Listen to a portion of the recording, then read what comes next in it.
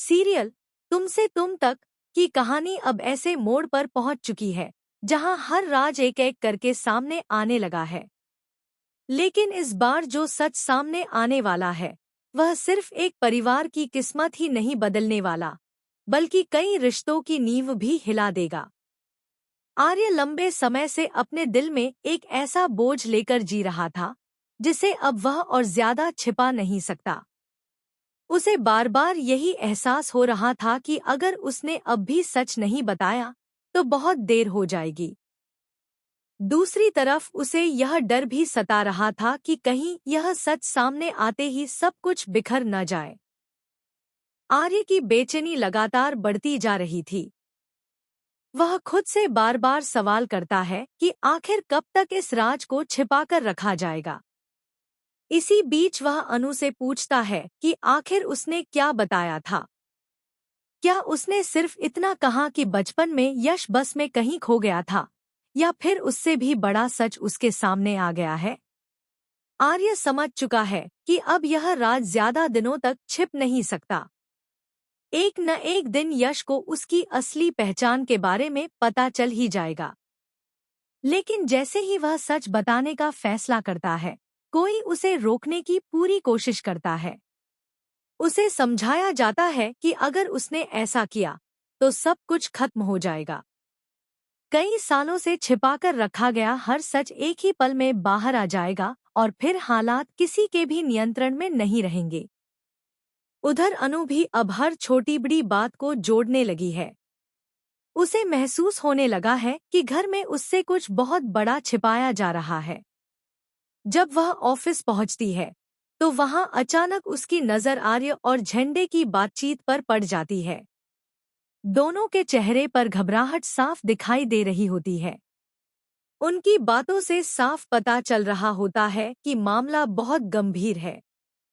अनु खुद को रोक नहीं पाती और सीधे आर्य से पूछ बैठती है कि आखिर ऐसा कौन सा सच है जिसे सब उससे छिपा रहे हैं।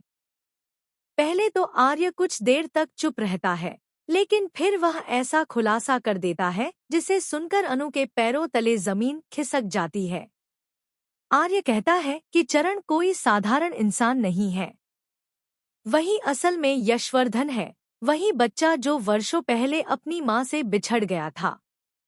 यह सुनते ही अनु पूरी तरह हैरान रह जाती है। उसे विश्वास ही नहीं होता कि इतने बड़े सच को इतने सालों तक छिपाकर रखा गया। लेकिन आर्य उससे साफ कह देता है कि अब यह सच वह खुद अपनी मां को बताएगा, किसी और। घर लौटते समय आर्य के मन में कई तरह के सवाल चल रहे होते हैं।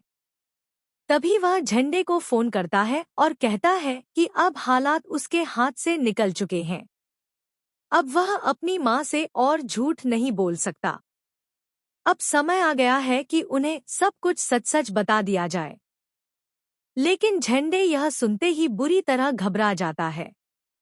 वह बार बार आर्य को रोकने की कोशिश करता है।